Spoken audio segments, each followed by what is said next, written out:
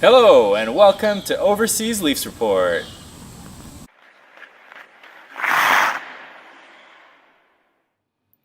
Welcome back for another episode of the Overseas Leafs Report, or maybe it's welcome for the first time to our new viewers. Really excited about this one. It was a busy week for the Leafs with 3 games, 2 games on the road, first against Detroit, then against Washington, and finally a home game versus the LA Kings. Had some great interactions with other Leafs fans from around the world since joining Twitter. We've got a surprise guest interview, some fans who were at the game live in Washington, and were kind enough to spend some time discussing the game at 4 a.m. for me. So I'm excited to share that with you.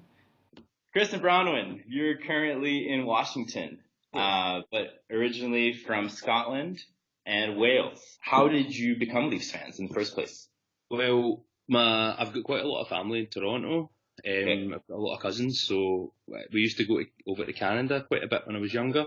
Mm-hmm. So I've always liked the Leafs and the Blue Jays, but because we always went over in the summer, I never ever had the chance to see the Leafs. Mm-hmm. So it wasn't really until I'd always followed them, but I could never follow them that closely, but it was when streaming and things like that became more available, I was able to watch them and start following them kind of on a weekly basis. So. And I just got through it through him, and my brother watched hockey kind of during the Olympics. That was the only time it was kind of on TV at home. Mm-hmm. Is there like a moment you could pick up out of Leafs history or a player that you could say, all right, from this point on, this is like one of my first memories that I've got as a Leafs fan? Doug Gilmour, actually. There's a picture of Doug Gilmour. I don't particularly know why it's significant or anything, but must have been around about 1995. But you can see in the crowd behind him, there's a guy with a wee boy with a Celtic top. Okay. And I just remember that at the time when I was in Canada, because it was taken. We were in Canada in the summer in '95.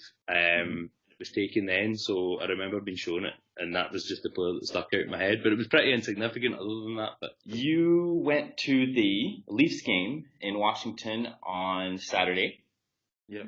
And then tweeted out a picture of you guys there, tagged a couple of people that we both follow.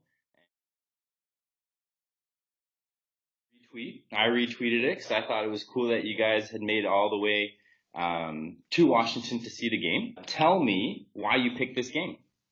It was actually a bit of luck. My sister's just had her first son, so I'm off work this week, and I was hoping to go over and visit. When I was over in Ireland in the summer, I asked my dad to check the flights. So I just looked at the schedule, and I noticed that the Leafs would be in Washington on that Saturday, so I just made a point of making sure that I was in time for the game, and that was it. Your parents were here, was it last year? Yeah. And they were around for the playoffs, and they got to see a game, and we were like, damn, we wish we were there. Yeah, because I was supposed to be in Washington that just when the playoffs were due to take place, but obviously I wouldn't have known that the Leafs were going to make the playoffs the first thing, and I wouldn't have known that they were going to get Washington. So I thought, it'll never happen.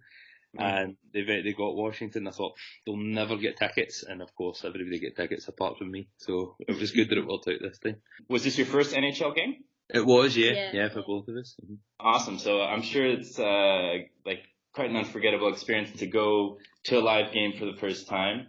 See the Leafs for your first game. It was very surreal, I think, as well. It was. We weren't sure, like, how to get there from the subway stop, first of all. And we weren't sure how far it was, but then turned the corner and we just saw the stadium, so that was great. Yeah.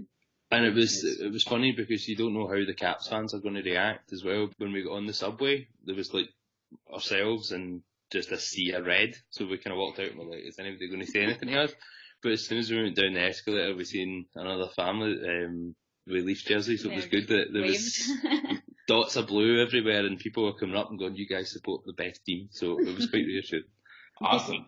With the, like, we'll take a photo of you, because they could see we were trying to take photos with Leafs fans. Were there other Leafs fans around you? There was actually, the whole row behind us was Leafs fans, so it was quite good, and a few rows in front. High fives. Nice. You could That's hear good. Goldie's go just trickling through the stadium a few times as well, so it was good. Any players that you thought from the Leafs that were really, that stood out when you watched them?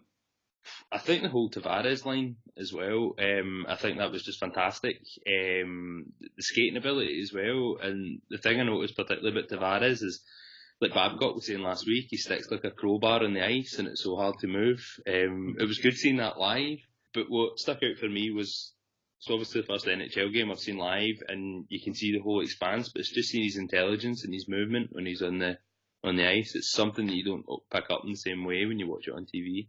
Riley's been playing really good, so I was excited to he had an awesome game again that night. You could hear cheering from the fans while I'm watching the game at home, so I'm sure live is even more.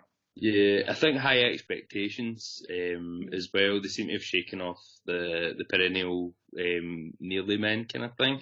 My brother-in-law was saying there's a lot of glory hunters come back. The thing I noticed was they obviously cheered when I was most nervous at the game, so I found that quite unnerving. Like just to hear the noise, and when I phoned my dad at the second intermission, and I was really, really nervous, and he was like, "No, calm down. We're doing quite well here. This is okay. Don't panic." I was worried about the jet lag at the game, but I think the adrenaline just got in and just Are there other people that watch games with you when you're back home? Yeah, my dad watches quite a lot, and my cousin. Both of them, if it's a playoff game or a Saturday night game, they'll come round. Yeah, they come round for a few beers or something. So that's nice. Good to get together and watch games. Yeah, there's a few Canadians as well in Scotland that I wouldn't, not necessarily people that would come up to my house, but one of our friends, Tara's from Nova Scotia. She's a big Leafs fan as well. She was my tutor, and I wore a Leafs jersey to the class, and she was like, ah! Alright. So yeah, it was good.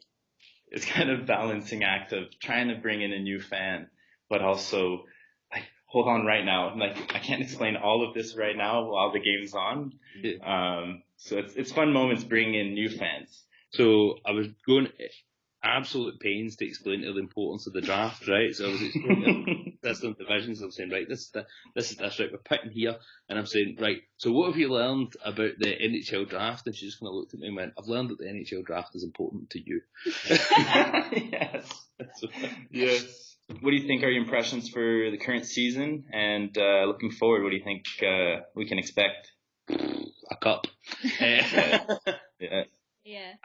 I'm hoping for a deep playoff run. That would be my hope. I was thinking out the game, just it would be nice just to win something, win the division, just win a President's Trophy, anything, just win something, just to get that feeling of we're on the right way. And I felt last season was a bit an underachievement. I felt we should have at least gone past the first round.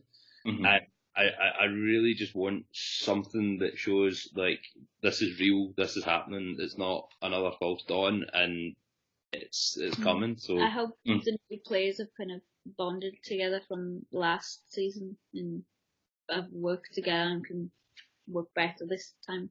Thanks a lot for taking time out. Maybe you should say hi to your family in Toronto. Should I? Put me in the spot. I won't. Hi, family in Toronto. There you go. I'll bring this video to a conclusion with a question that came in from my good friend Jason Ishida. Jason and I are both Leafs fans and became good friends when we were teaching in Japan 10 years ago. The thing to remember is, William Nylander is only coming off his entry-level deal. Given the body of work, it's premature for him to expect a huge contract. There's no need to go straight away into the home run deal. If they're offering 6.5 a year, it's imperative that they stick to that number. Given the team's hot start, there's no urgency to increase the offer there. And this week we get a report out of Avangard Omsk, which conveniently is the team that owns Nylander's KHL rights. This particular situation makes William Nylander look like an immature child, or it really shows us that his dad behind the scenes is the one running the show. The connection here is that the current Avangard Omsk coach is Bob Hartley, previously longtime coach in the NHL.